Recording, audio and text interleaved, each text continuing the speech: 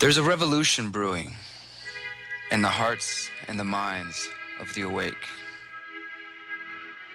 There's a revolution waking from slumber in the minds of those who are yet to fully realize what's happening around the world, but have an inner stirring, an inner voice calling to them, reminding them that they want to be free. Sometimes you see traces of this revolution on the street. You see signs being held and flyers being passed out and voices speaking through megaphones. Occasionally, you hear the revolution over the radio or through the internet. Sometimes you might even smell the revolution growing in your garden. But ultimately, this revolution remains in the hearts and minds of the individual. And that is you, and that is me. Together, as we spread this message of liberty, of true freedom, of self-rule, of responsibility, of mutual aid, of voluntary association, if we spread these ideas of freedom, they continue to grow. And ultimately, we will reach a tipping point where the ideas of freedom have overtaken the ideas of statism, the idea of government as parent figure or savior. And when we reach that point, and we will, we'll look back on the past, our current present, and wonder how we ever even lost the idea of freedom. It'll seem so obvious, like it's been there the entire time waiting for us. Because it is. And there are those who have not yet found this message. There are those who are still caught up in their own emotional muck or stuck in the day-to-day grind of the machine that is the state, attempting to give purpose to their lives, give purpose to the drudgery that we're told is just a part of life, that every good, honest person should.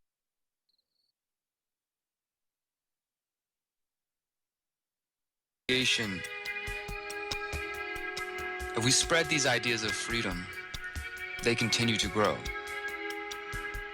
And ultimately, we will reach a tipping point where the ideas of freedom have overtaken the ideas of statism, the idea of government as parent figure or savior. And when we reach that point, and we will, we'll look back on the past, our current present, and wonder how we ever even lost the idea of freedom. It'll seem so obvious, like it's been there the entire time waiting for us. Because it is. And there are those who have not yet found this message. There are those who are still caught up in their own emotional muck or stuck in the day-to-day grind of the machine that is the state, attempting to give purpose to their lives, give purpose to the drudgery that we're told is just a part of life, that every good, honest person should be working a 9-to-5 job, should be a slave to the very system that we're told we need to exist. And these people who find themselves in these situations, there's nothing wrong with them. They're not sheeple. They're human beings, just as you or I, who have not yet come across this message. Does that mean we're the chosen ones and they are somehow lost? All right. If you can hear me okay, let me know that I'm coming through. This is Derrick Broze of the Conscious Resistance Network, and this is episode 104 of the Conscious Resistance Live. I know I said I was going to do this yesterday. Yesterday was my birthday, and I was really busy. It was a good day, and we're going to talk all about that. Today's episode is titled Moving into a New Chapter, so that's what we're going to be focusing on. For those of you who haven't seen the video or heard the video that was just playing, that is I'll post it in the chat. That is a video that I actually did years ago, and basically a friend of mine edited up some of my old podcasts and my old videos. For those who don't know, I've been doing live radio shows, internet radio shows, as well as FM radio shows since about 2010, 2011, when I first started waking up. And this friend of mine just took some of my old podcasts and made them look awesome. He took my words and then added graphics and everything like that and made it shine. So that was really cool. And you can find that. I just posted the link in the chat. It's just called The Conscious Resistance, featuring Derrick Broze, my words and my thoughts. So I'm glad I'm coming in through. Sounds like everybody's good. I got a question. Nick, love you, Derrick. I was wondering if I can send you a track of my buddy's music that you might consider playing on the show. Absolutely. If you guys send me music, I might play it on this show. I also might play it on my radio show. I know you guys, we're going to do a couple of house cleaning things, and we're going to get to some topics for today. I don't know if we're going to cover any news, but I have some important things that I want to share with you that I think you guys might appreciate. Well, shout out to anybody who had a birthday yesterday as well. I have a radio show here in Houston. It's called Freethinker Radio. Again, I've been doing that since the summer of 2011, and it is on FM, on 90.1 KPFT FM every Friday from 3 to 4 p.m. And I mean, it's pretty cool. When you really think about it, Houston, the fourth largest city in the country, we get to broadcast on the FM airways. Now, it's an older community-run radio station. It's been around since the mid-'60s, and it's definitely not as influential as it used to be in the community. But still, when people are driving around the city of Houston on a Friday afternoon, they can tune in and hear myself talk about the issues that you guys hear me talk about, like real shit that they're not going to hear anywhere else on the FM dial. And the other cool thing about that is, like Nicholas was just asking, we can play music. We get to choose whatever music we want to play, and I love that. We get to promote and feature different artists who might not be heard, and let's be real, they typically won't be heard on mainstream FM radio. So we get to promote non-mainstream news and try to wake people up in that way, but we also get to promote non-mainstream musicians and artists and make sure that people are getting kind of woken up in that way. So absolutely. Long story short, email me at derrick@theconsciousresistance.com. That's just DERRICK, or also Into the Light at Proton Mail works as well. And send me some music. Maybe we'll play it on this show. Maybe we'll play it on the FM show. Whatever, we'll see it. And also, for those who haven't, I know we've got a lot of new people that have been coming in. We've been getting new subs the last couple months. Thank you to you guys. But seriously, visit theconsciousresistance.com. Look up under the music tab. Years ago, this live show used to be 2 hours, and every week I would feature 4 different music videos from conscious music performers, hip hop, rock and roll, whatever you want to say, like just anybody who had a conscious message. We would play them, and we would have you guys, the viewers, vote at the end of the show which was your favorite music video, and then that music video would make it to the next show. And so it was kind of just a fun way to promote conscious music. And I'm a musician. I love music. Obviously I care about this subject matter, so it was kind of cool. So if you guys want to do that again, let me know, and shoot, we can start playing music videos. I felt after a while like maybe it was just interrupting, like you guys are coming here to hear me rant or hear news and things like that. Maybe you don't really care about the music aspect of it, but either way, if you go to the Conscious Resistance and you click on our music tab, you're going to see lots of music from over the years, different performers, and it's all conscious, so check it out and see what you think about that. On that note, please do bookmark the Conscious Resistance if you haven't yet. Also, I want to invite you guys to sign up for our Patreon. My Patreon is the only income I have right now, and maybe that sounds sad, but that's just the reality. Right now, I've been working on the 5G Trojan Horse documentary for weeks now, and I'm kind of stressed out because it's taking me way too long. I should have been done already. It's December 2nd. My goal is to have this 5G Trojan Horse documentary out this month, and my book out, which I still have to write some of it. I have most of the outline, but the how to opt out of the technocratic state is nearly done. But I want to get it out this year. That's my personal goal. Nobody's going to yell at me if I don't. I'm sure you guys really won't notice or care either way, but it's just for me. I want to get this out and finish 2019 strong. I've already released one documentary this year, the Finders documentary. I ran for mayor this year. I got to speak in Mexico again. I got to speak in Costa Rica. Got to meet a lot of cool people across my own city, and I would love to finish the year with releasing a new book and releasing a new documentary. So I say that to say, if you will believe in me, and I am on Subscribestar as well. All those links should be below this video. There's the Subscribestar. Yeah, there it is. There's the Subscribestar link and the Patreon link. And of course, if you just want to send direct PayPal donations, I honestly don't even know how the hell Subscribestar works. But I signed up a while ago, and I'll probably do that. And there's some other platforms. I know people are using the float.app thing. But look, guys, you can go through my work. I've been promoting Steemit, DTube, DLive, Minds. I did a whole video where we looked at a dozen different alternative social media platforms that I was encouraging you guys to use. And this was a while back. Maybe some of you hadn't ever seen them. Maybe we need to do it again. But as you guys are, I'm sure, pretty aware, most of the people using them are already people who know what the fuck's up. And I'm trying to keep growing my message. I'm trying to get away from the circle jerk and away from preaching to the choir. I don't want to preach to the choir.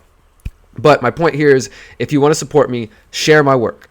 Invest in it. Make a donation, a one-time donation, or make a monthly donation. The Patreon donations from this past month just came in on the first of the month, and that's cool. And now that money is going to go not into my pockets. It's going to go to pay an editor to put the documentary in. So, at the end of the day, I'm not making anything. And that probably should change soon because, sometimes life gets difficult when you don't have a steady income.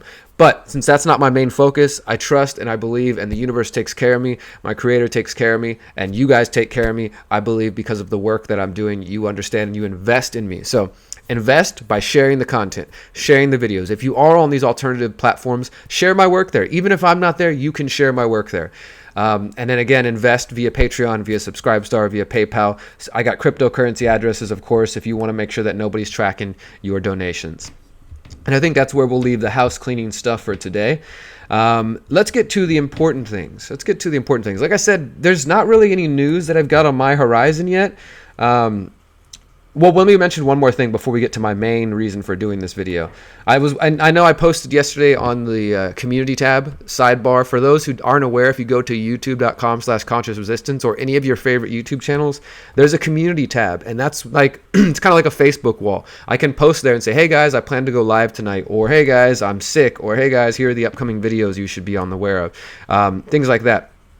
So I want you to check that out and to, just keep up with me that way. That's another way for me to keep up with you that doesn't involve Facebook and things of that sort. I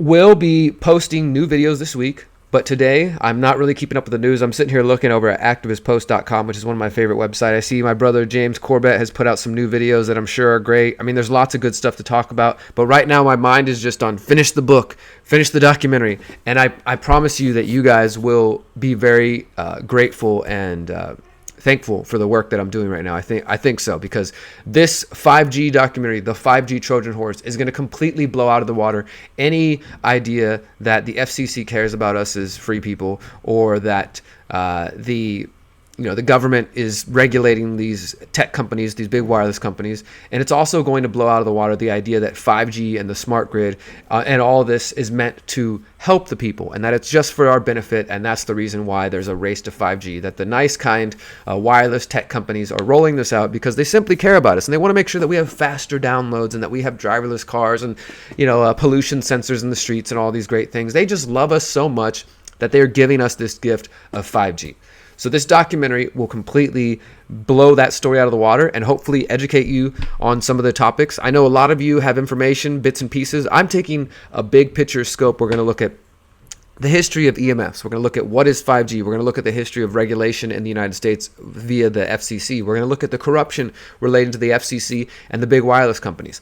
We're going to look at the health concerns related to 5G and EMFs. We're going to look at the privacy concerns. We're going to look at the loss of local power. We're going to look at the environmental concerns. And then we're going to look at the bigger picture, which is, again, the smart grid, the smart prison, which is where we're headed to. So, again, if you want to invest, let me know, because we're working hard to get that documentary done every day.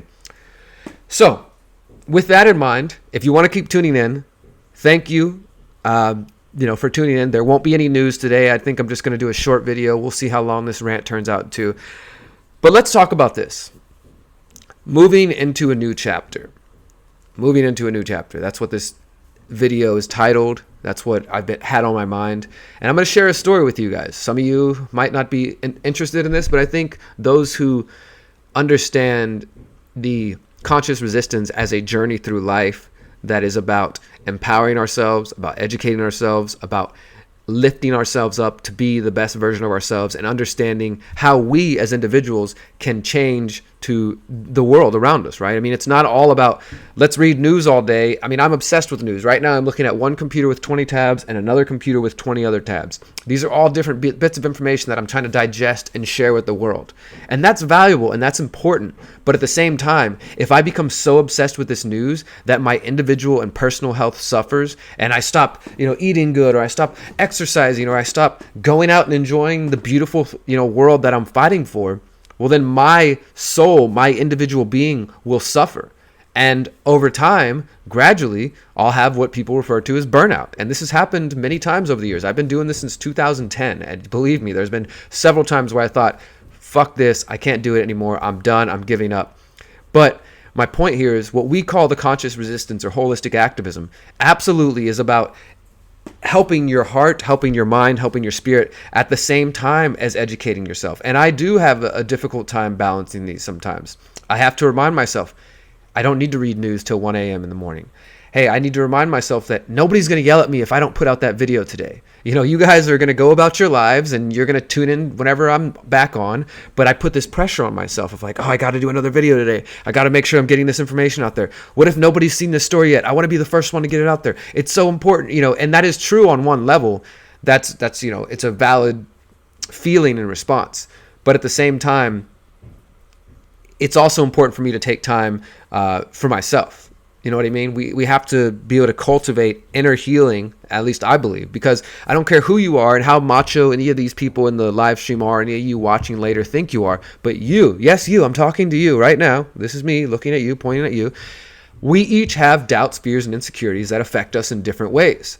And this is a reality. I don't care who you are. I've met so many great people with millions of followers on, the internet, people who think that they're hot shit, and they have doubts. They have fears. They have insecurities. They might look different than the ones that you have because each of us are going to experience this world in a different way. We're going to have we have a different upbringing. We have different environmental factors. We have a different mind. We have a different way of looking at the world. And each of those things are going to affect our experiences. So you might have the exact same experience of me, say, for example, growing up without a father figure, growing up visiting your father in prison, growing up around drug addicts and alcoholics. And perhaps one person can have that experience and not be affected by it all, and they go on through their life and they become a very balanced person, and it never really phases them. They learned at an early age how to build themselves up. For me, that wasn't the case. Many of you know my story of being depressed and getting into depression and suicide attempts and then drugs and then prison and all that stuff in order for me to get to this point. And it's because, as I said, we each deal with and process things differently. That's the way that I processed it. I put a lot of that weight on my shoulders, and it took me a while to realize if I'm going to start caring about the world around me and start educating myself around me and building a better world, I can't forget about me. I can't forget about healing myself and, the struggles that I have. So I just want to remind you that the conscious resistance is about conscious music. It's about spiritual healing, whatever that means. That might mean prayer to you. That might mean yoga to you. That might mean meditation. That might mean a group therapy session. It also is, yes, about dissecting news and dissecting information around us, because we can't just sit here and meditate and om and pray, God, please take away the bad people. Please solve all my problems. No, we have to take an active role and engaging the world around us. And to do that, I read the news, and this has essentially become my job. I read the news. I dissect dozens and dozens and dozens of news resources and social media and interview experts. And I come together and filter that information out through my YouTube videos. So it might seem like, okay, I'm just another YouTuber, but the reality is that I'm really trying to do something much bigger. And I'm sure every YouTuber thinks that they're doing something massively beautiful or whatever. Maybe some do, maybe some don't. I'm just saying, for me, this isn't just another hobby that I have. This is about changing the world, changing hearts and minds, and trying to evolve humanity as I try to evolve myself. I'm not sitting here speaking like, guys, listen to me. I am the all-powerful. I've got it to figure it out. Everything is so great. And now you just buy my books and listen to my podcasts, and I'll give you all the answers. Give me all your money. That's not the kind of thing that I'm trying to do here. I am a student of life, and I try to share everything I learn with those who give a shit and those who want to listen. So, what does it mean then to move into a new chapter? How do we move into a new chapter? How am I moving into a new chapter? How is the conscious resistance moving into a new chapter? I'm going to get to the comments, guys. I promise. I'm not ignoring you. I will be going back and scrolling through and reading some of those comments. I appreciate your comments and thumbs up and subs and likes and all that and shares very much. So moving into a new chapter for me means that I'm coming into a new era in my life. I want to explain something to you. Again, this is the main reason I wanted to do this video, because I think some of you might enjoy this. I had a deep meditation. I was at a men's retreat. Not a retreat, but it was over at a friend's house, and he has a shop here in Houston. It's a shop that sells herbs. It sells crystals, and it sells stones, and they do readings of different kinds there. They have clothes. It's like a local shop that you would come to if you needed some spiritual healing, or if you were looking for particular herbs, whether that meant for teas or for cooking or for other purposes.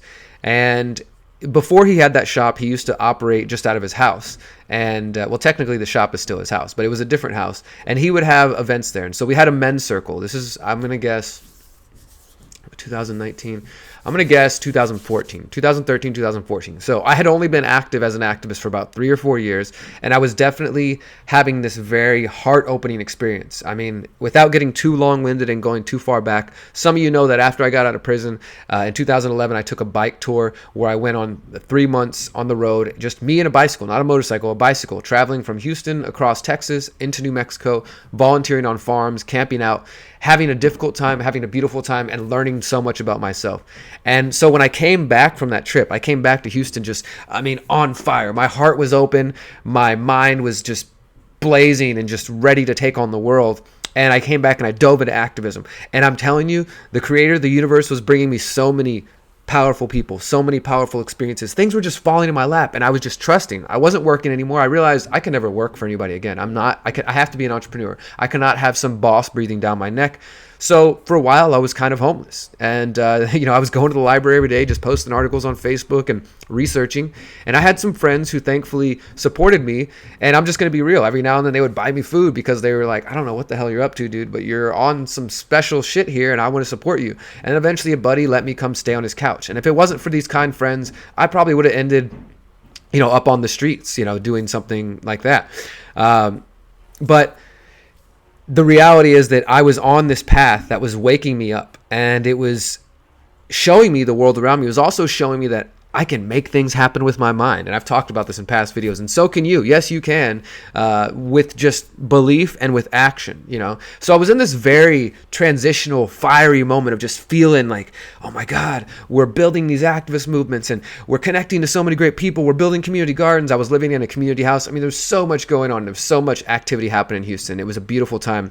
And in that space, I was living a life as an activist, but I was also having my spiritual circles. I started a thing called meditation flash mobs in Houston, and we would have monthly meditations. I would go to, different prayer circles. I was connecting to the earth through my gardening activities and getting involved in community gardening. So it was a very spiritually kind of awakened and awareness time for me. And around that time, I got invited to go to this men's circle. And so I go to the men's circle, and it's maybe 6 or 7 dudes, and my buddy was leading the circle, his house, and he basically assigned each of us a different animal skin. And he said, look, even if you don't connect with this animal, or if you've never had a connection in any way, I want you to sit with this animal and to kind of think about the characteristics.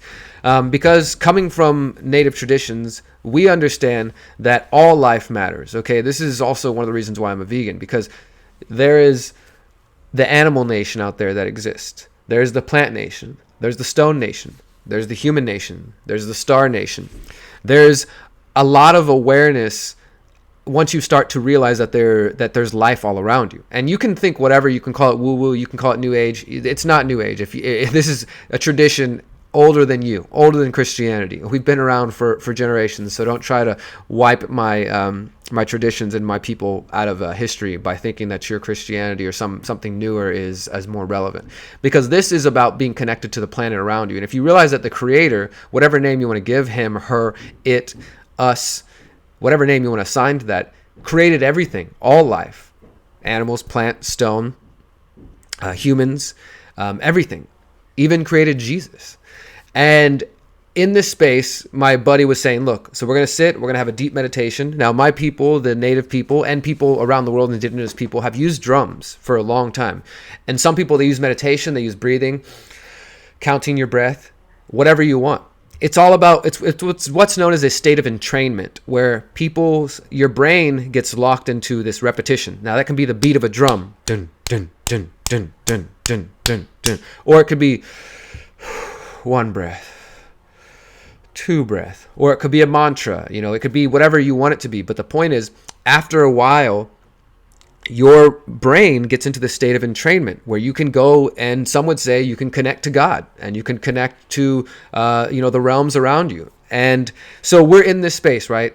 Now, for those of you who know me, I have a wolf tattooed on me. This is hopefully you can see that, my wolf tattoo. And this is Yoda is the name of this wolf. I volunteered at a wolf sanctuary. Again, there's too much stories to tell, but the point is, in that spiritual, kind of awakened time I was having, I had a dream about a wolf. I kept having dreams about wolves. I started howling every time I felt alive. And I had a dream about this wolf. And then I realized it was a wolf sanctuary. And then I went to the wolf sanctuary. And then I met the wolf. And I got to meet him and hang out with him and spend time with him for a couple of years. And eventually he died. So most of my experiences were with a wolf, and that's going to be important to the story. I promise I'm getting somewhere. So when he handed me this animal fur, it was a raccoon. And raccoons are amazing. I love raccoons. They're cute. They're awesome. I wish I had a pet raccoon.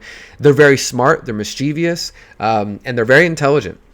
So I was kind of like, all right, I don't know much about raccoons. They're cool, but I'm used to working with a wolf. But whatever, I'm going to do this. So we're sitting down, we're meditating, and the drums start.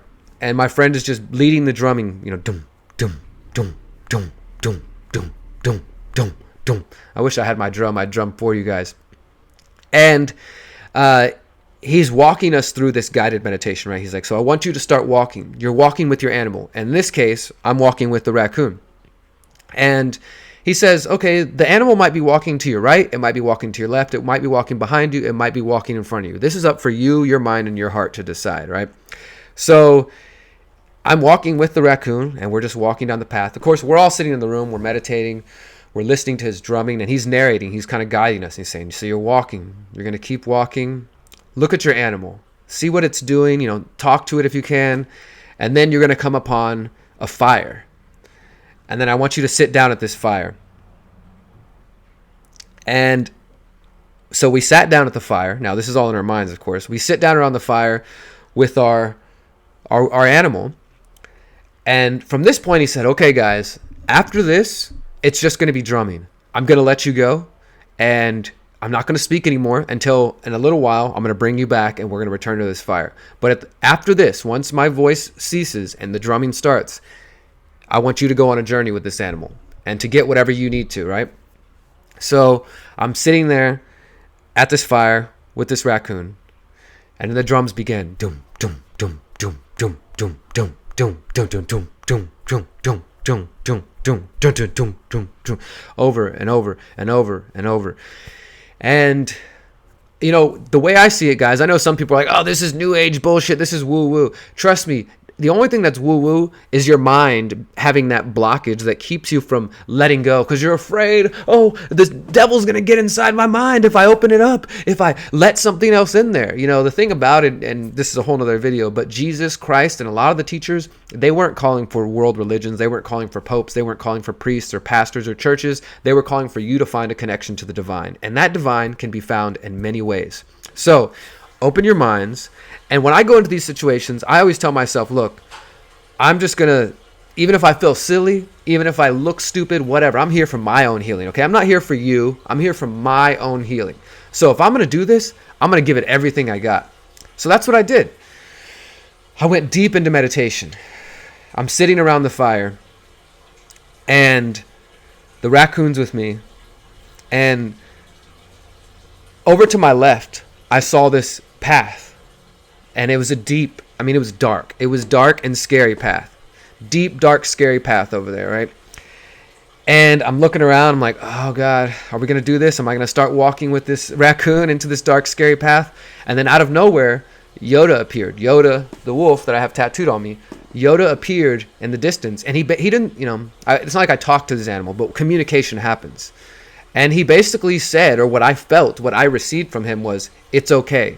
Go with the raccoon. Go get what you want. I'm okay. Go with it. And then after that point, I just started running my ass off. I ran through this dark path with this raccoon. And guys, I'm telling you, when I ran through this, what I basically experienced down this dark path, which I felt fear, like, oh my God, it's dark, what's over there? And essentially imagine like you see like a cloud, but this cloud is in front of you, right? And this cloud has a memory. And so when I would run through these clouds, it was like I would relive one of my memories. And so the first memory I had was when I was 7 years old. And as I've told you guys, I started visiting my father in prison for his drug addiction when I was 5 years old. And I was very much already in depression and, thinking like, man, maybe my dad hates me. Maybe I'm a horrible kid. Maybe that's why he's not home.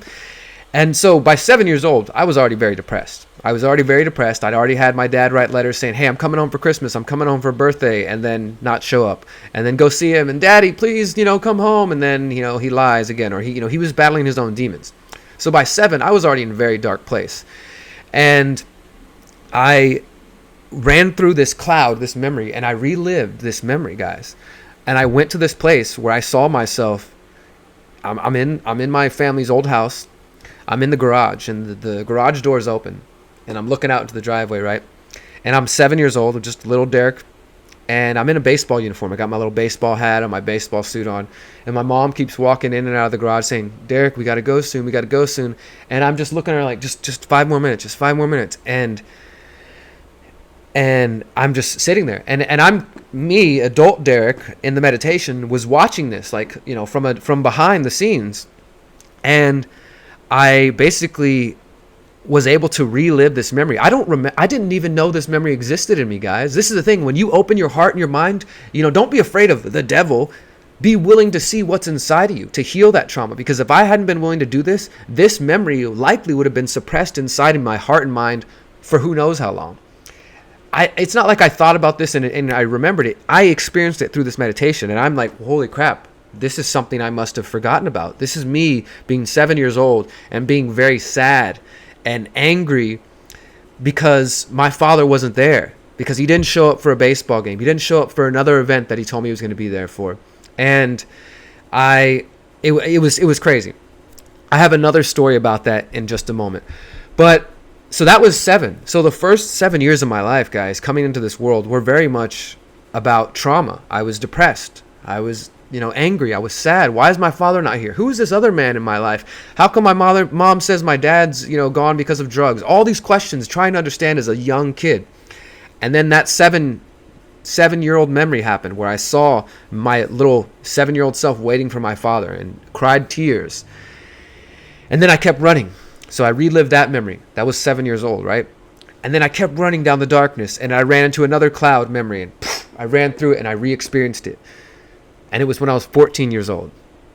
Now, from 7 to 14, as I started to grow into young adulthood, this is when I started to really get depressed. This is when I really started to get depressed. And I was looking for love everywhere I could. I was thinking I loved every girl I met that showed me attention. I was looking for that love that I didn't have in my family, or that, my mom loved me, of course, but I didn't get it from the person I was seeking it from my father.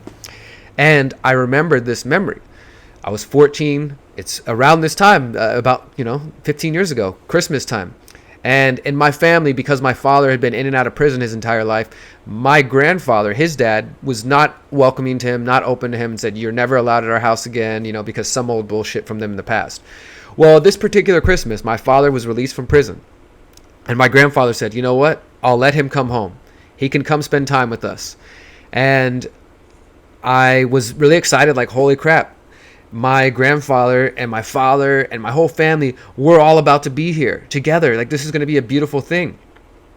And then I walk in the house, and immediately, because I'm a very emotionally intuitive person, I can feel things, and you can think whatever you want about that. But anybody who gets close to me in a relationship or spends enough time, I feel things. I start to feel you. I can feel your emotions. And as soon as I walked into that house, I could feel that something was wrong. And I went into the house, and okay, I don't see my father. My father's not there. What's going on? And I was very, like, okay, something doesn't feel right. And then I went to go down the hallway to go to the bathroom, and I overhear my grandmother telling my mom, "Yep, he's already back in prison. He's already gone back to prison. Unfortunately, they already caught him using drugs." And this was pretty typical. My dad, I rarely had seen him free for more than a month or two. I'd never seen anybody get locked up so much. And I think it was part of because he was institutionalized. He was afraid of coming out into the world after being so conditioned. And he also had so much trauma that he wasn't dealing with. And drugs were his escape. So I overhear, here we go again. From 7, waiting for him. He never showed up. 14, I'm waiting for him for Christmas, hoping we're going to have a normal Christmas. And he doesn't show up. He's already back in prison. And I went into that bathroom, and I remember it like it was yesterday. I slammed the door behind me. I looked in the mirror, and I started crying my fucking eyes out. And I just looked in the mirror, and I just cried, and I cried, and I cried.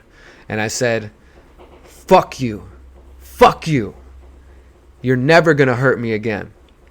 No one is ever going to hurt me again." And just like that, I put this metal shell around me.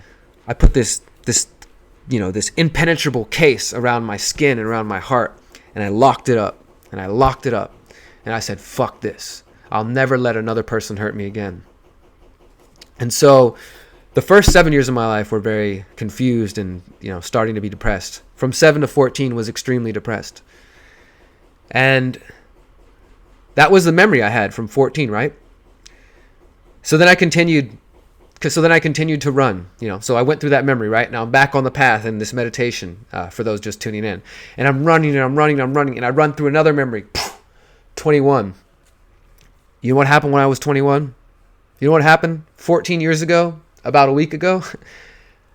I went to prison. I turned 21 in prison. So yesterday, 14 years ago, I was locked up in prison, drinking some jailhouse hooch, getting a little tipsy.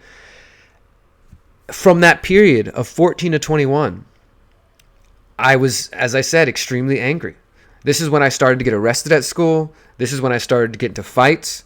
This is when I started to cut myself. I got all these scars all over my chest, all over my legs and my arms. And I started to get very aggressive with my parents. I wasn't on drugs yet. I didn't get into drugs till I started smoking weed here and there around 14 or 15, right? So pretty much, again, there you go. Right around that time of that chapter, I started to smoke weed, and that later on led to other drugs, not because weed's a gateway drug, but just because I was using that as an escape.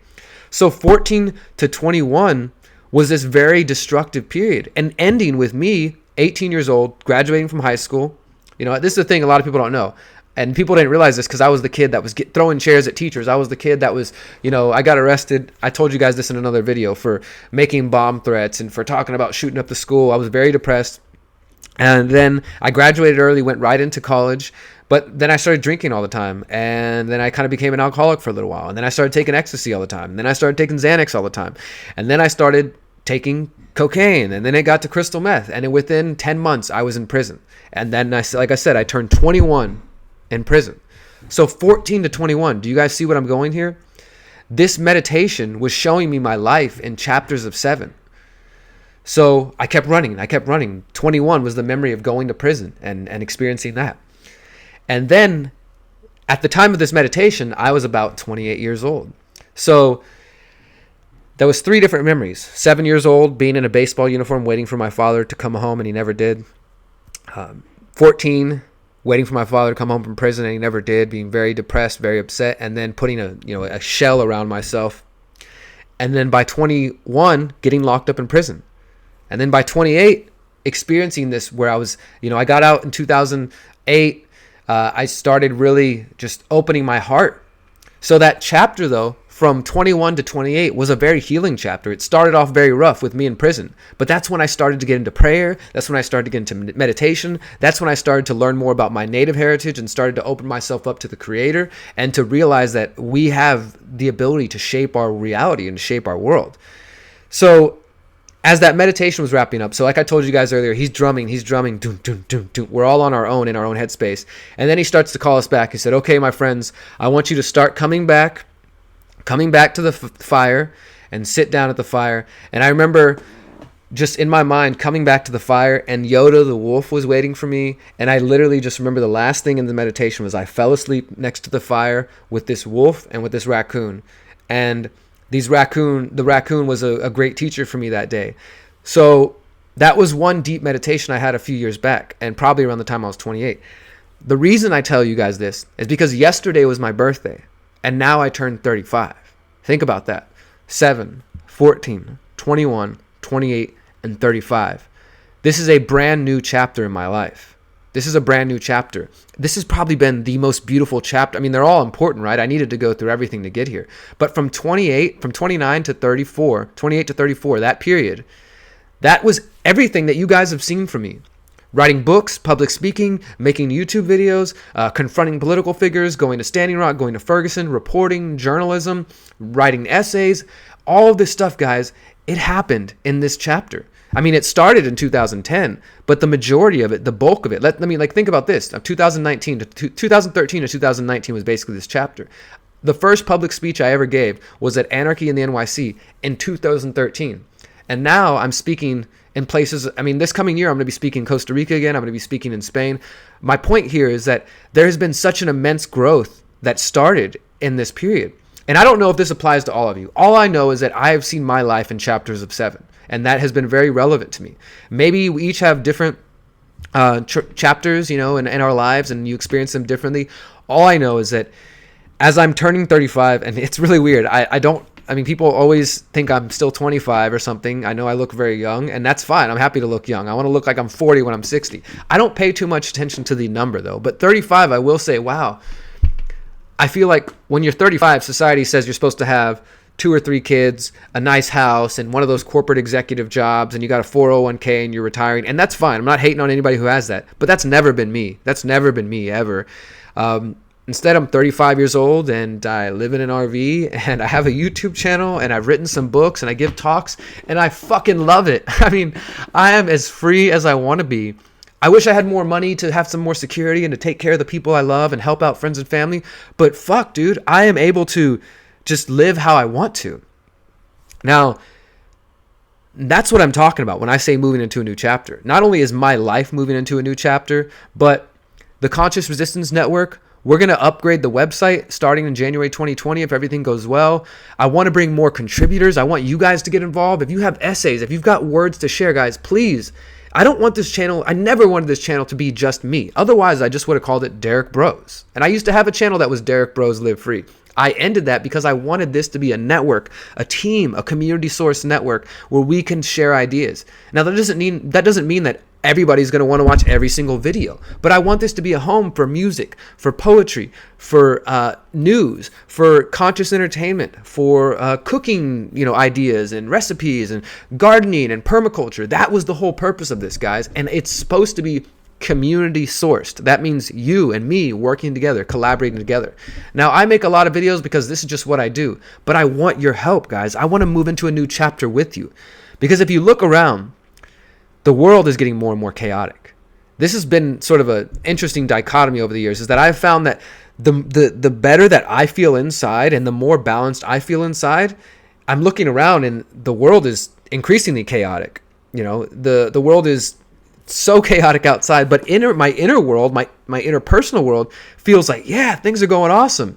So it's just this interesting dichotomy. But my point here is, I don't know what 35 to 41 holds. I have no idea. I can never predict. I don't try to predict. And I make plans, but I just trust, right? If I decide I want to do something like, okay, I'm going to run for mayor, I trust. And I tell the creator, please, creator, Give me the words that I need to speak so that these people can hear me. Every time I give a speech, I pray that. I ask to speak the words that people need to hear. So I'm trusting. This is me trusting that whatever is coming, stability, instability, financial success, material success, spiritual growth, healing, love, community, sadness, death, all these things are coming in one way or another in this chapter. And I am ready to embrace them. I'm ready to say, you know what, whatever you may put in front of my path, Creator, I'm going to take it on, because I know that you put me here for a reason. You put me here to evolve, to help, to heal, to lend a helping hand, to be, a brother, a supporter, a friend, an ally, a lover to other people, and to find you guys. I fully believe, and this may sound, out of the world to some of you, I fully believe that there's a reason we are talking to each other right now.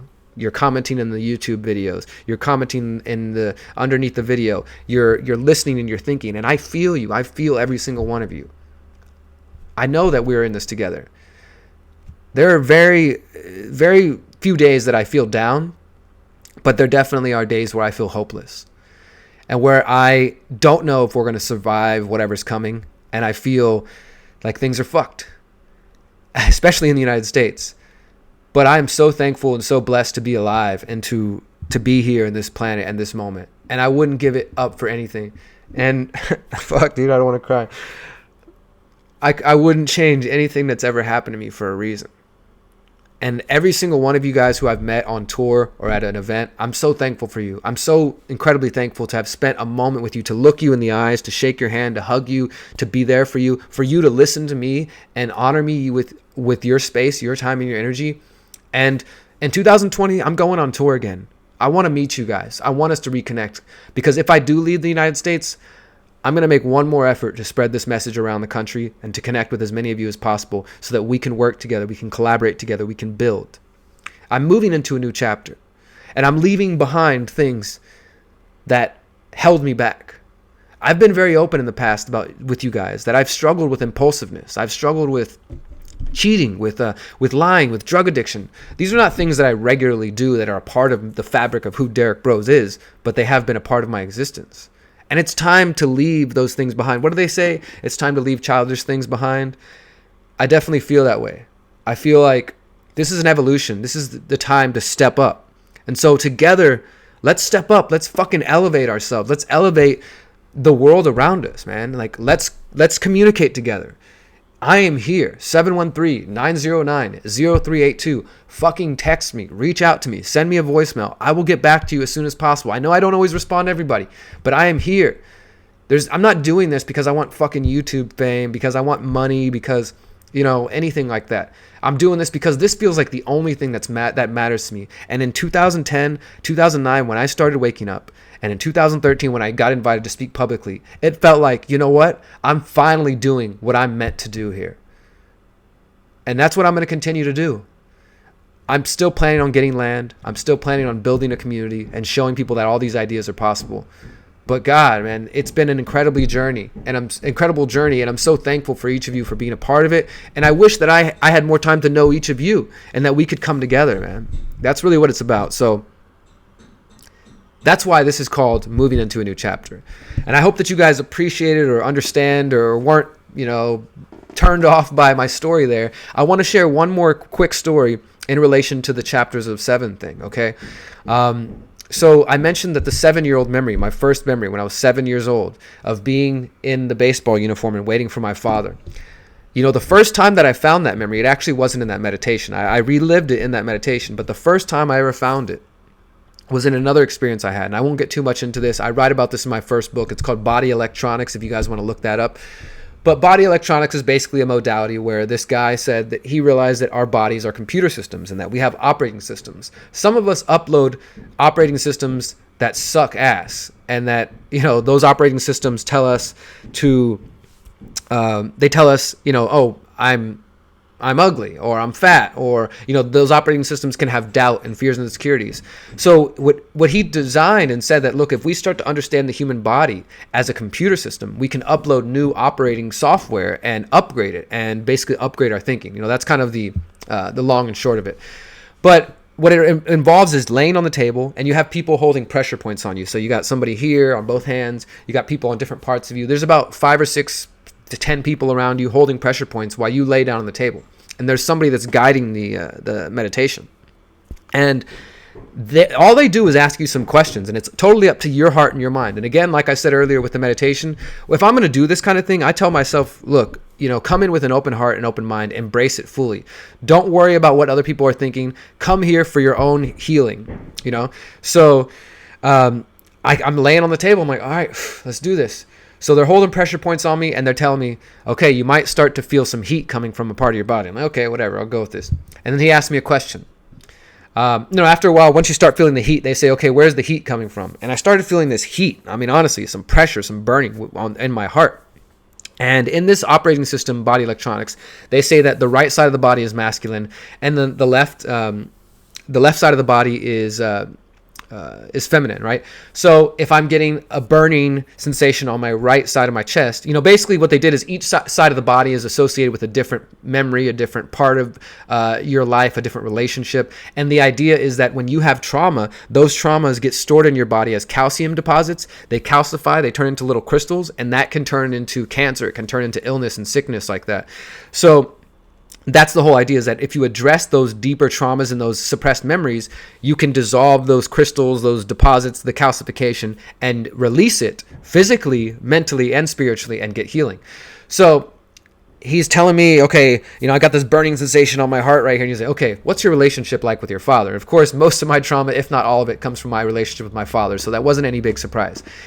And I'm like, okay, well, he's been in prison my whole life. And I'm just laying there, imagine me just laying on a bed with my eyes closed and people are all around me holding pressure points. And then he starts to guide me and says, okay, I want you to start thinking about a time your father hurt you, or, that you felt angry at him.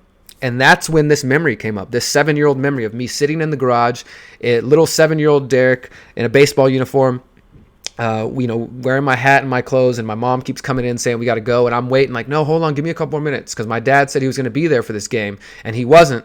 So I just had that whole experience. But that was the first time I remembered that memory. So they're telling me, okay, describe it to us. And I'm like, okay, I'm in a blue uniform. I remember it clearly. I'm in a blue uniform with yellow letters, and I'm describing it. I'm like, my mom keeps coming in and out, and they're like, how do you feel? I'm like, I think I felt sad. And they said, no, hold on. I don't want you to just describe what you're seeing. I want you to relive it, to go back and to revisit what it's like to be that 7-year-old Derrick. And so I did that. Like I said, I came in this with an open mind and open heart. And he said, now tell me how you're feeling. And I'm telling you guys, this was the most healing thing I've ever had in my life. Because what I did is I let go. I fucking let go, and I said, fuck you. Why the fuck aren't you here? Why aren't you fucking here? You promised me you would be here. You told me you would fucking be here, and you're not. You lied again. Why did you lie? What's wrong with me? And I fucking let it. I mean, goddamn, it feels like it's coming out right now. I let it all out. And, at this point, I'm like crying. And I'm just, like I said, I'm letting it out. And I could feel that everybody else in the room was also crying. And, it's pretty intense, because you're letting off this weight coming off you. And I've never said that, And so I got to experience being the 7-year-old again and feeling that 7-year-old pain of being abandoned and of being ignored and just feeling like my father didn't care about me. And it was, I'm just crying my eyes out. I'm just, and then after that, the final part of it, they said, okay, I want you, adult Derrick, to talk to 7-year-old you now. And I had this most healing experience where I sat down with my 7-year-old self and I said, dude, you are a fucking badass. Everything that you go through in your life, everything that you're about to experience, all the trauma, all the pain, all the lies, and all the sadness, it's going to make you strong. It's going to make you something better than you can even imagine. So please just keep going. Just keep going. And it was such a fucking healing experience, guys. It was probably one of the top, releases of trauma that I've ever had in my life. And, like I said, at the end, I'm just like in tears. Everybody in the room's in tears. And, and then they kind of brought me back. And then I remember they told me to sit up, and I sit up on the table, and everybody's got their hands on my back. And it's just this, all I could say was like, thank you. Thank you, guys. I really let it out. And that was the first time I experienced that number 7 again, that there's, for me, chapters of 7 have been really important The first 7 years of my life were very sad, confused, visiting my father in prison. Then that 7-year-old memory, I remember how depressed and angry I was. Then 8 to about 14 were getting more and more depressed, till that 14 years old when I realized that my father was back in prison, and I said, fuck this, and I put a shell around me. And I thought, like the dark side, right? I thought the anger makes me strong. Like, I don't need to show my emotion. That makes me weak. I just need to be angry and destructive. And so I started getting in fights at school. And I felt like nobody understood. The only people who understood me were my friends, who were just dealing with their own trauma. And then as it kept going, I got into drugs. I got into alcoholism, and I thought the people around me gave a shit about me, but it was just drugs. It was me using drugs to escape the pain I was feeling. And then I went to prison at 21. And then at 21, I started journaling. I finally started writing letters to my dad and saying, Dad, this is what you made me feel like. This is what I felt like when you lied to me and you told me you were going to be there and you weren't. And I had to let it out. And I just wrote so much. I mean, honestly, journaling is what saved me in prison. And then I also got into Zazen, Buddhist meditation, and started praying. And those are the things that changed my life, so that by the time I came out of prison, I was ready to just embrace the world. And like I said, I was like, well, look, I came out from the drug war. I didn't know anything about the drug war. In fact, the only thing I knew was a bunch of lies. So then I decided I need to learn more about the world around me. And that basically began this whole journey that I'm on now. And here I am now, turning 35, starting another 7-year chapter. So I know I didn't cover any news today, but I hope that this was informative or entertaining or enjoyable to you guys, because this has just been something that's on my mind that I've been feeling like I needed to, get out and help you understand. Maybe it's valuable to you guys in some way. Maybe it's not. I don't know. But I guess just what I'm getting at here is that we have the power to shape our lives. Wherever you are right now, if it feels like you're not in the place you want to be, there's still time. There's always time, because you have the ability to shape the direction you go in. You can sit there and you can sulk and you can lay in bed and you can be depressed. And trust me, I've done that. I have done that even recently. Or you can get up and you can take action. You can pray to the Creator and ask for help, because it's necessary. And I ask for help from my ancestors. I ask for help from the animal nation, the plant nation, the stone nation, the people nation, the star nation. I ask for help from all the life that I can't see, that's not even here in this physical realm. And I say, stand with me. I ask for help from Yoda, the wolf spirit, and from the raccoon. And I ask for help when I need it. But I know that it's not going to happen if I don't take action. So you pray, you ask for help, you seek guidance, but you get the fuck up and you do something about it. And you take some action in your life, and you try to be an inspiration for other people. And when you see your brother and your sister down, you lend a helping hand and you lift them up and you say, come on, we can do this together.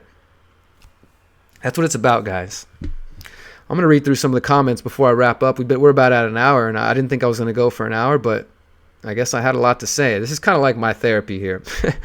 I hope you guys appreciate that. Drew asked way earlier, are you coming to Envision Fest in 2020? Yes, I am speaking at Envision Fest in Costa Rica. Once again, I'm excited about that. Tina says, keep focused and goal-oriented. You've accomplished so much. Always keep up the good work. Sahid, what's up, brother Sahid? It's tough to balance committing to a project versus looking for folks who want to work together on these projects. Indeed. Fear has always been the real enemy and the father of self-censorship. It's very important for self-care and happiness. That's true, TJ. Compassion and courage are the ways to raise all of us. And Sahid says, news is a spiritual concept to me. News is something coming into our worldview. That's true. I appreciate that, brother. Good news and clear warnings. And Tina says, highly recommend that we all get some Jesus in our lives. Look, Tina, if you want to hear my thoughts on Jesus, I don't know if you're still here with us, but check out my first book. You can download it for free on the website. It's called Reflections on Anarchy and Spirituality. There's a chapter on Jesus and anarchism, and many people don't realize that, as I said earlier, Jesus was not telling people to follow the church or follow the popes or follow the priests. Jesus was encouraging people to find their own divine connection with God. And as far as I'm concerned, Jesus was an anarchist. And she says, stay away from the woo-woo stuff. It's detrimental to your spiritual growth. Again, like I said earlier, you might think some things are woo-woo because they're outside of your horizons, but that's not necessarily the case.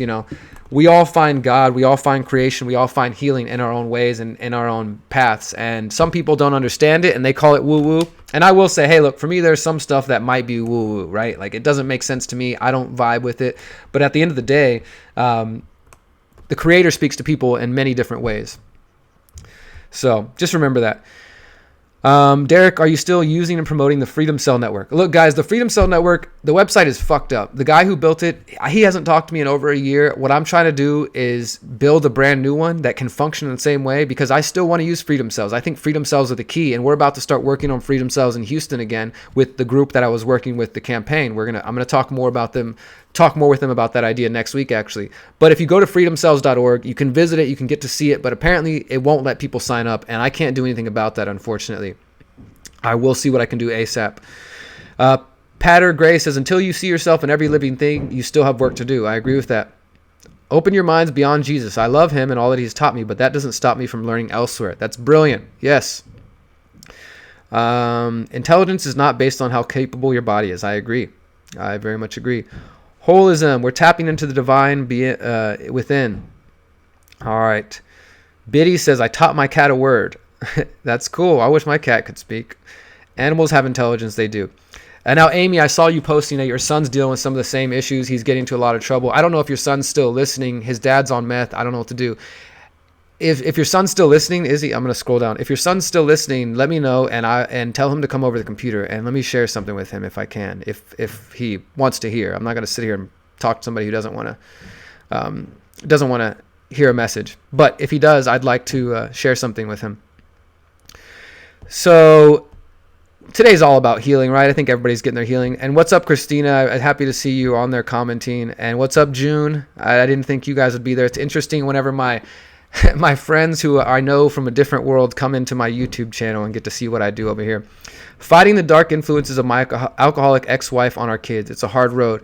And look, I saw somebody mention big brother, big sister thing. Look, I'm not really into that stuff. Honestly, I feel like I want to do a big brother type program, but I don't want it to they're not going to take somebody like me who's an anarchist, who's a felon, who doesn't have a day job. But we need a program that can be a support system, a mentorship program for people who are not necessarily into, the big brother, big sister type thing. And I will say, through the campaign, I had some people reach out to me. More than likely, I'm going to be able to speak to some kids at some schools coming up, and at schools where they're very troubled and they need some help. And that's really what I want to get into as well. He's on my way now to get him from expulsion for the school for the second time. Well, I know what it's like to get expelled from school. Somebody said, find yourself a hunk, Amy. And look, I will say this. Look, it's important to have parental influences no matter what. But at the same time, there's a lot of strong women who don't need a man in their life in order to help raise a powerful child. I had a powerful woman, my mother, in my life, and she did everything she could. But unfortunately, look, I still did need some kind of male figure, if you will, in my life. And I found it in all the wrong places. I found it in drug addicts who I thought gave a shit about me. Mary says, write a book and open a wellness center in your name. That is very much the plan. The book I'm finishing right now is called How to Opt Out of the Technocratic State, but my 2020 book that I'm writing next year is tentatively titled 10 Months. It's about my experience with depression, with suicide, with drugs, and then going to prison and then changing my life and doing all the things now. And if I do start some sort of center, it won't be named after me, but it will be named after my father, Troy Broze, who died of a drug overdose last summer. I think I've read a lot of comments. I'm going to leave that. There's a lot. You guys have commented so much, and there's lots of good stuff, and I appreciate all the love. Thank you, Christina. Thank you, everybody who's just kind of listening to me vent here and share what's going on in my mind. June, the system is called Body Electronics. I think if you just look up that, you should be able to find it. All right, let's go back down to the bottom. And thank you for all the happy birthday wishes. I appreciate that. Amy, is he still there? He is? Okay, cool. What's your son's name? What's your name, brother? If you want to type for yourself. We'll do this. I'll hang on for a couple more minutes. Do what your soul says, always.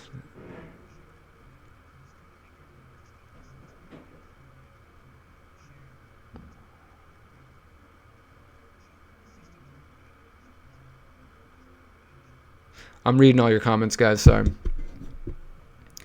Yeah, for those who didn't hear about it, I did talk about my father dying last year. It was called "My Father's Dead. Can We Talk About Addiction?" You can have that on.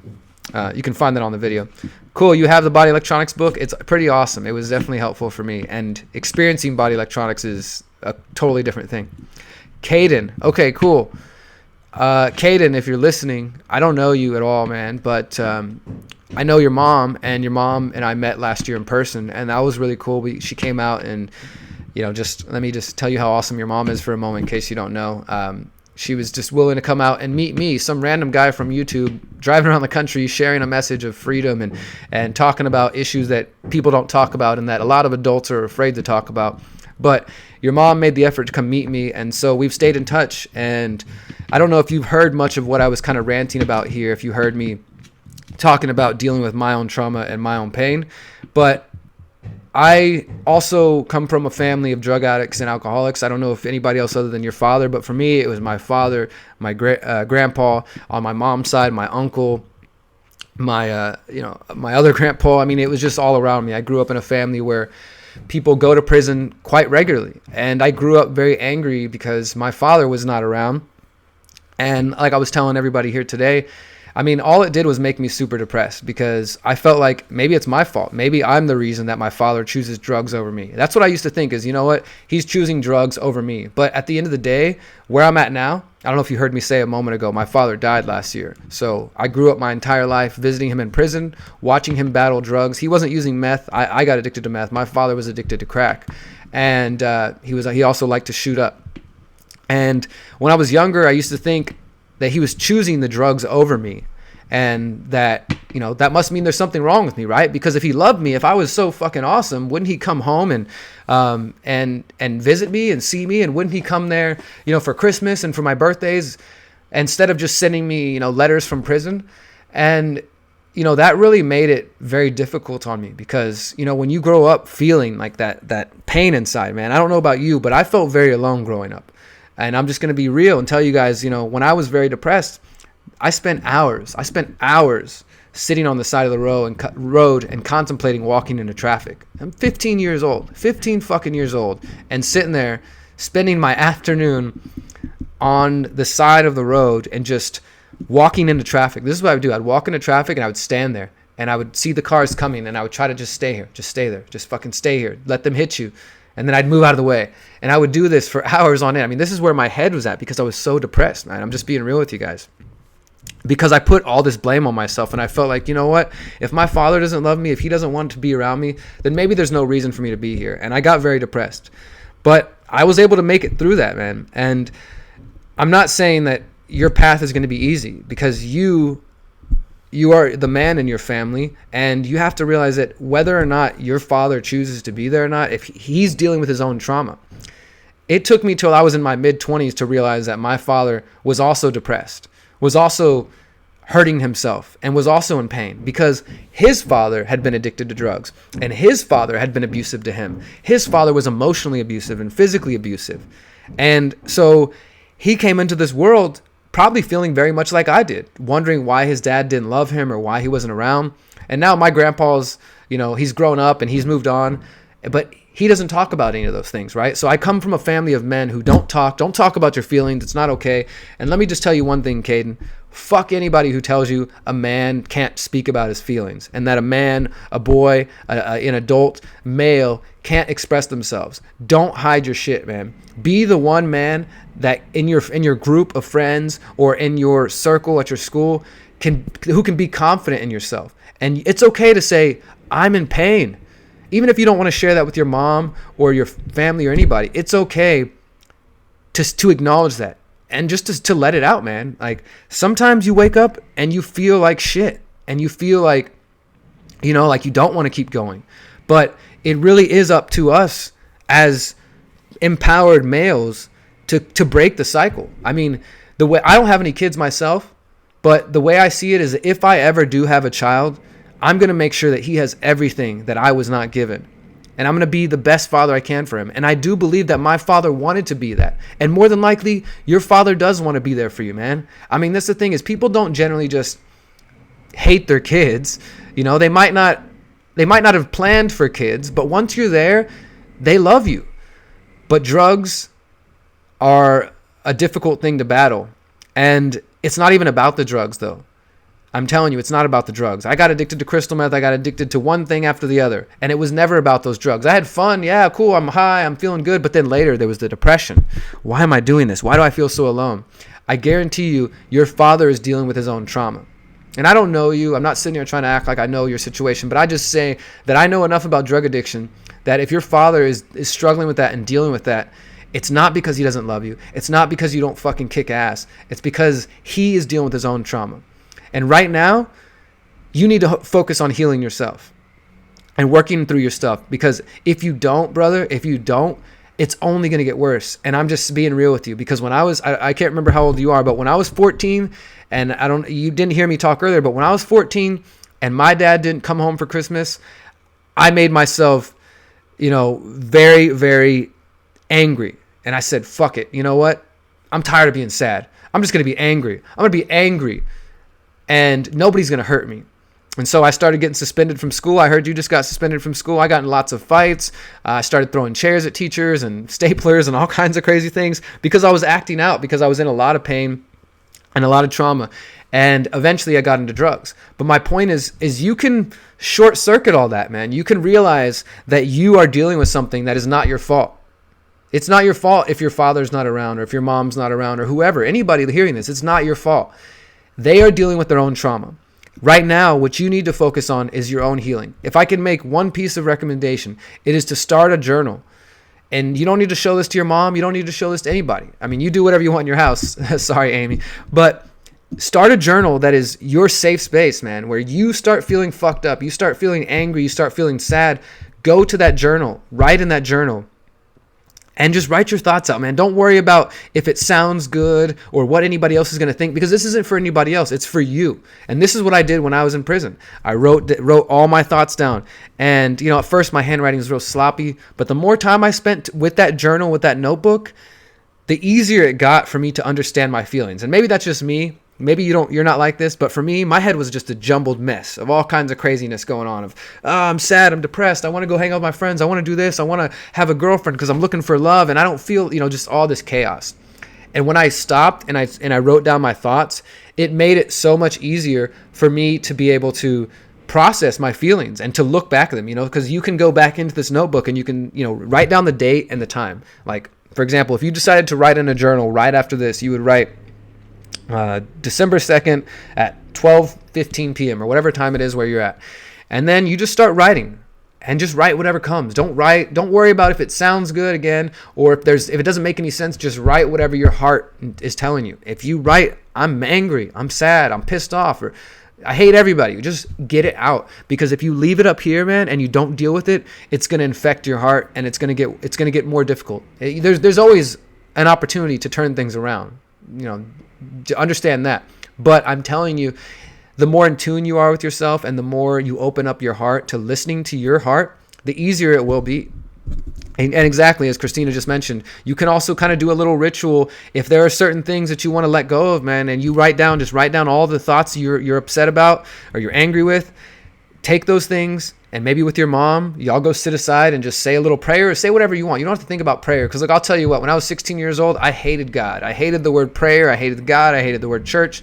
And now I'm just turned 35, and I'm comfortable with it, because it means what it means to me. It doesn't mean going to church and all those kinds of boring things. At least that's how I see it. So do whatever you got to do, but write your thoughts down. And if you feel like, you know what, I got that out, there's no reason for that page to exist anymore, I want to let it go. Go find a good, safe place, sit down, think about this, and say, you know what, I'm done with this, and just take a flame to it. I'll tell you one more story, and then I'm going to shut up and leave you alone, Caden. A couple years ago, I was ending a relationship that was pretty fucked up, and we both weren't treating each other good. And I had been growing my hair for a good while, and the relationship, it was just time to move on. We were both toxic towards each other. And when I was ready to move on, I shaved my head. I shaved all my hair off. I wrote down some thoughts and some prayers, and then I had a burning away ritual, and I put my hair and I put the letters that I wrote into a bowl, and I lit them on fire, and I let them burn and just burn away and turn into ashes. And then I took those ashes and I went and I put it into the earth.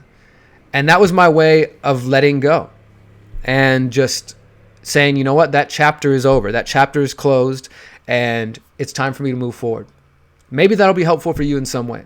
And if not, man, whatever, you can reach out to me at 713-909-0382. And I know that probably sounds crazy, that somebody 20 years older than you is saying, call me if you ever need anybody to talk to. But I really mean it. You can call me whenever you want. You can talk to me whenever you want. And I'll be here. Send a text message, leave a voicemail. It doesn't matter to me. If you need somebody to talk to, I'll be there for you. I appreciate that. And Amy, I appreciate you giving me the opportunity to speak to your family. And I do love and appreciate you for coming out and meeting me on tour and for staying in touch. And I do hope that when I go on tour again in 2020, guys, that I can connect with lots more of you. And we're going to leave it there. We're going to leave it there for today. I appreciate every single one of you. The website, again, is theconsciousresistance.com. I'll mention it one more time. If you have things to say, whether that means essays, poetry, videos, vlogs, recipes, music, whatever, reach out to me. intothelight@protonmail.com. Derrick at theconsciousresistance.com.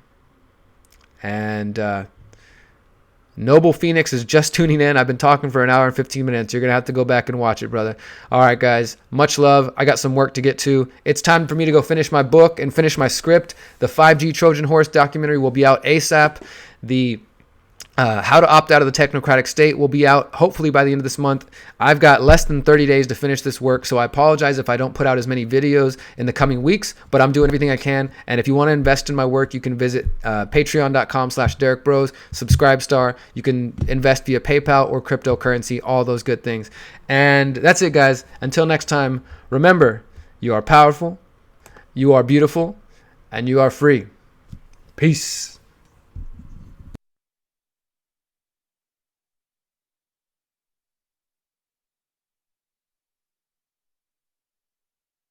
In the wind? Not at all. There's no difference between you or anyone else who has not yet heard this message.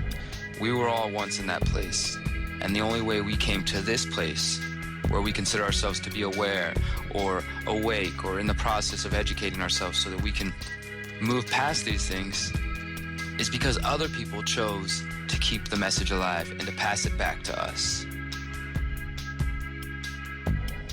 Now, as people begin to let go of this facade, this belief that we need the state, and people begin to wake up to the corporations and to the banks and to the way that they work together with the state, and they realize not only the power of the message of liberty, because that is definitely one step, and I know some of you got that, but then go even further and recognize that it is not just the state itself, but that there are people who run the state and control the state. There are a they.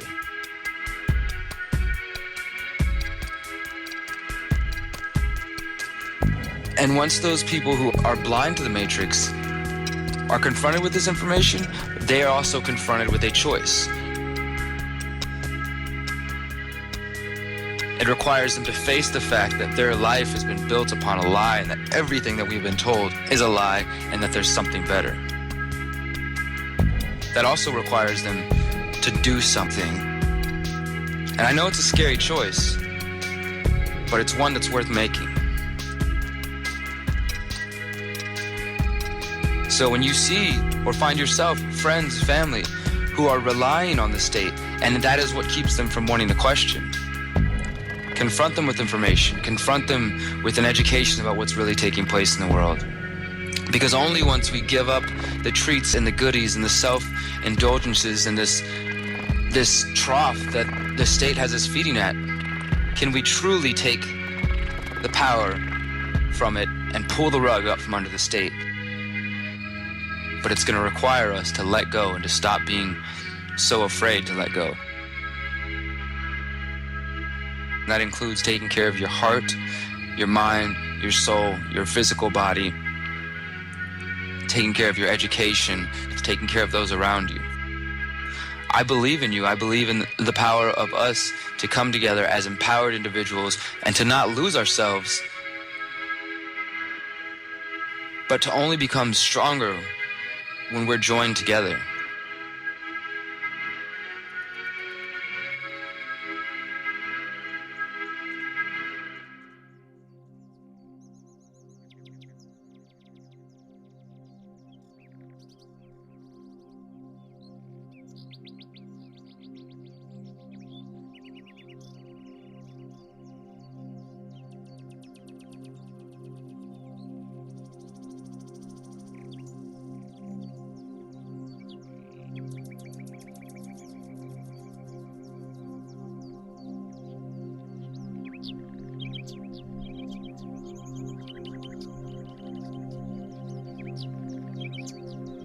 To me, the idea of a voluntary society is a place where every man, woman, child, being is able to express themselves fully without the threat of force or violence against them for their choices in their own lives. To me, this is also what is known as anarchy.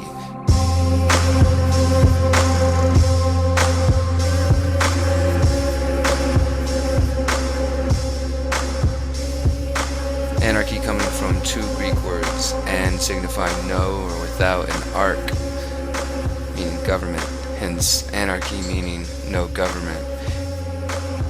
And in an anarchist society, we would have what is known as voluntarism, the belief in creating a voluntary society without force. The ideas of the non-aggression principle, the ideas that we can all work together and can respect each other and have our own minds and our own ability to take care of ourselves, taking the government out of social interaction and getting rid of this paternalism that we see where the government has control of everything. And to me, it goes deeper than that as well. I mean, recognizing that we have paternal systems that have taken control, and we have turned away from the feminine as well, the feminine of paying attention to our planet and to our spiritual side. And so to me, when you start to work towards a voluntary society or an anarchist society, you're really reconnecting back to a closer, more natural state to what we probably experienced in the past.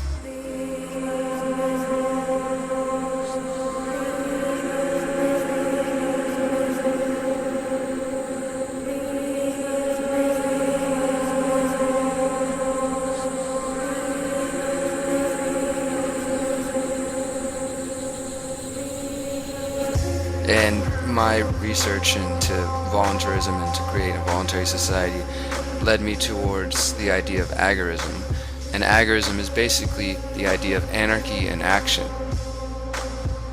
And so taking the ideas of self-rule and creating these better systems and actually going out in the world and doing it. So agorism is what I like to think of as once people have decided to stop reading about creating a voluntary society or an anarchist society and stop talking about it and decided to go out in the world and do this.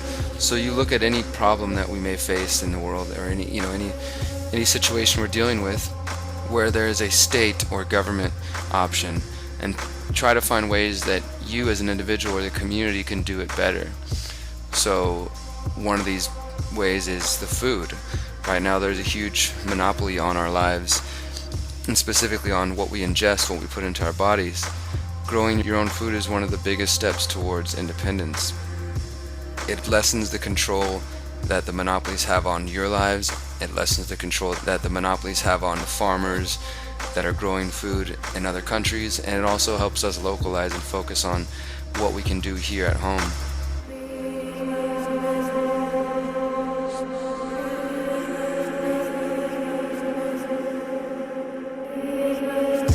A big part of that for me is why focusing on anarchy and focusing on the self is so important, because we have individuals who are lost in themselves and are easily manipulated and taken advantage of by the state, and they buy into the division, they buy into the fear, they buy into all these different aspects. But when you start to really go deeper with this, and not just in a political understanding of anarchy or global events, but going deeper with it and really focusing on how you can better your local area, how you can better yourself, and all these things, you start to connect on a level that I believe takes you past just politics and understanding of that world. You start to connect with yourself, and when you go out there and you start to create gardens, or you create alternative currency networks, or creating barter networks, or just communicating and talking to your neighbors and moving past division and getting outside of the boxes, the matrix, so to speak, and learning to connect with each other. I think that's what's bringing us closer to evolving as a species, and I believe we are doing this already. The fact that these conversations are taking place, that these ideas are being explored, shows that they are spreading. And so I see the work of voluntarism and anarchism agorism as hugely important, recognizing the power of your own self and what you're capable of, and the fact that nobody else can control you or should try to control your choices. And in that political philosophy of voluntarism, the idea is that the best way society can improve, and the only way society can truly improve, is the individualist method, the method of everybody doing their own to improve themselves. The idea is hoping that we can each change our individual units, and as we do that and that idea spreads, society will begin to improve as well.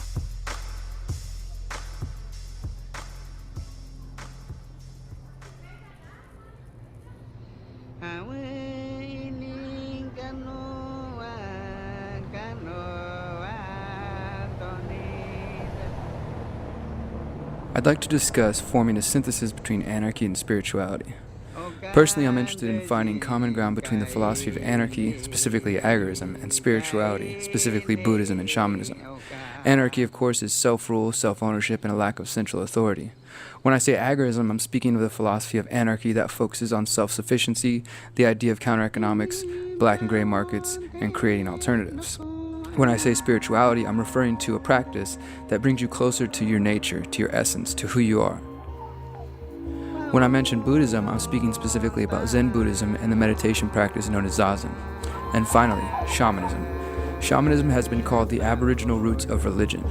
All over the world, cultures, aboriginals, and native peoples were deeply connected to nature in the past. They used practices that some in our modern rational world would consider insane. Through the use of hallucinogenic plants, drums, meditation, one could experience a cleansing, a connection, a deeper understanding of self. This is also done through deeply personal journeys known as shamanic journeys. My interest in these topics has drawn me to find common threads between them. My interest in anarchy comes from one of freedom. My interest in agorism comes from one of action, out of a need to create solutions in my life to make the world a better place. While agorism calls for action by creating alternative currency, self-sufficiencies, and barter networks, Zen also calls for action. Agorism is action in the physical realm, and Zen is action of the mind. In Zen, the greatest action you can do is to sit, to still your mind. It's really about being conscious, becoming more aware of your own decisions. And this is about connecting with your mind. These two philosophies both call for action, one in the physical sense, and the other for action in the internal world, but both, again, are about action.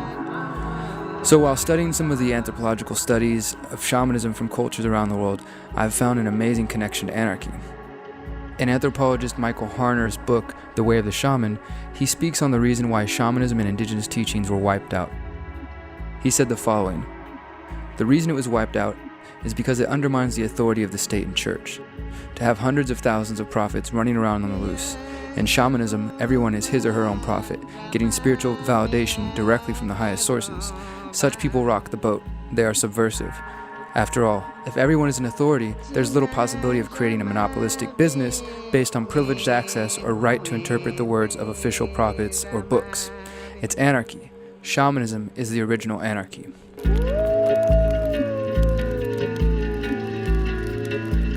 But I'm not discussing religion.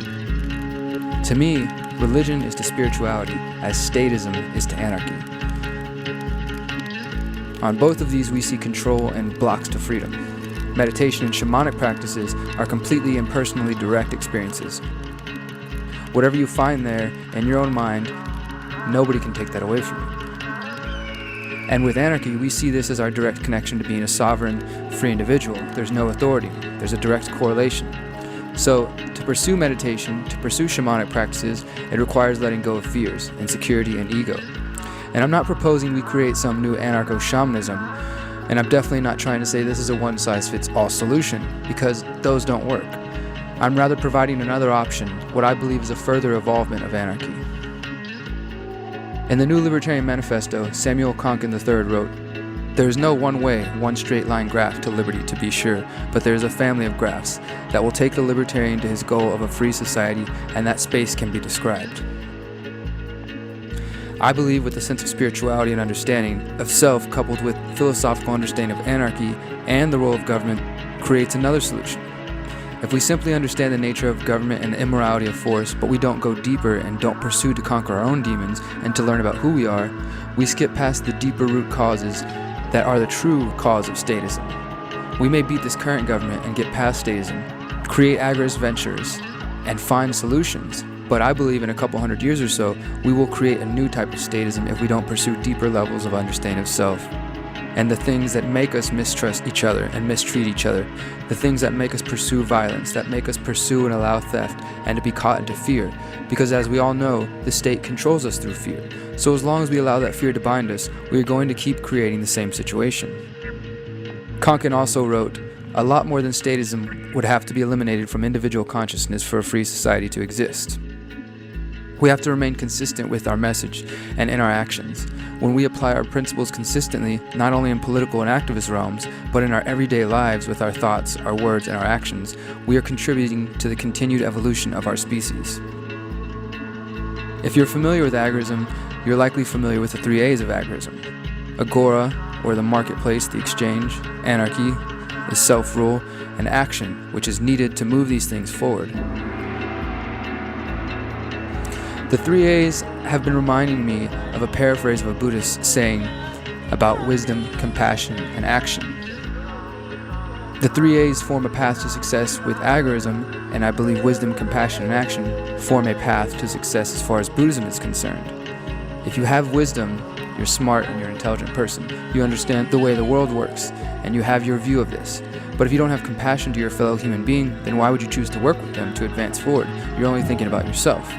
But if you have only compassion, but no wisdom, then you're continuously running around and strictly letting your heart lead you, getting hurt and being led astray. So again, lacking balance. If you have wisdom and the smarts to use it and compassion towards those around yourself, but you don't apply the action, then you're still lacking.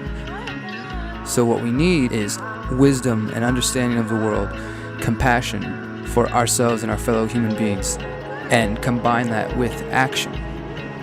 And with that in mind, I like to propose adding a 4th A to Konkin's 3 A's of agorism.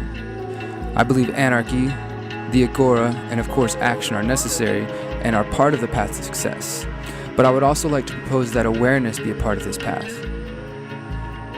Once again, awareness of self, so you better rule and understand yourself. How can you know how to rule yourself, what you want, what you desire, if you do not understand who you are, where you're coming from, what you're afraid of, your insecurities, your doubts, your fears, and how to move past them? You set yourself free with anarchy. And of course, awareness applied to your actions. When we apply the same understanding and awareness to our own selves, we are deepening our understanding of what it truly means to be free.